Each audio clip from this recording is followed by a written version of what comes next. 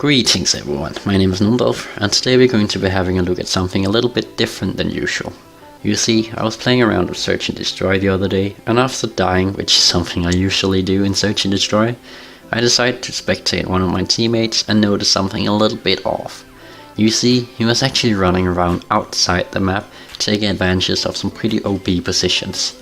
So after the game had ended, I decided to take a look at my replay file and see if I could figure out what was going on. Now, what I found out from watching this replay was that you are actually able to perform a jump from the top of another player's head, that being a teammate or an enemy, though I doubt an enemy would really be willing to assist you. Performing this technique will in some cases and some maps give you access to some pretty damn good positions, and will also allow you to explore some of the unseen map if that's what you're interested in. But you must keep in mind that this is pretty hard to perform comparing to a game like CSGO or Counter-Strike Source, where it's pretty much part of the game. In this game, the developers have intentionally made it so you slide off the other person's head, unless you find the right spots in the different maps. That would also mean that this is something you can potentially get banned for abusing, so you should really use it at your own risk. It is fun, but it is rather unfair as well. However, as I am a video maker who likes to go in depth with the mechanics of the games, I couldn't help myself from trying it out in different maps and seeing what we could discover. Taking a look at the map called Island, this is the one where we found the most spots, and one of them being incredibly easy to perform and still giving you quite an advantage.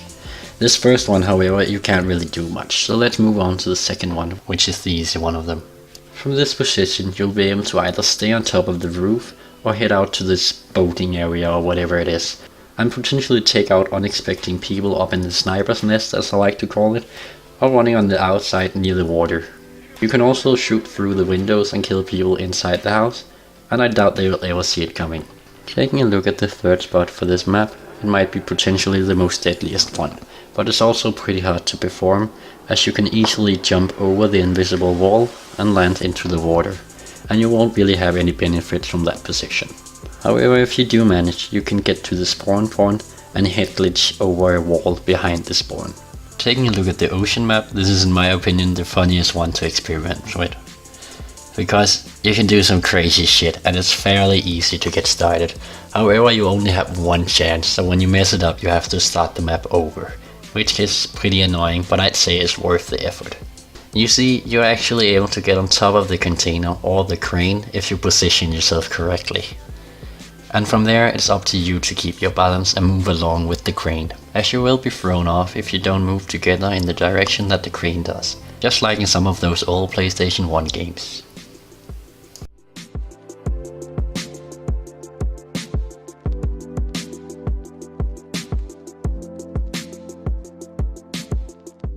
Moving on to the Cloud9 map, we only really found one spot that you can do this with.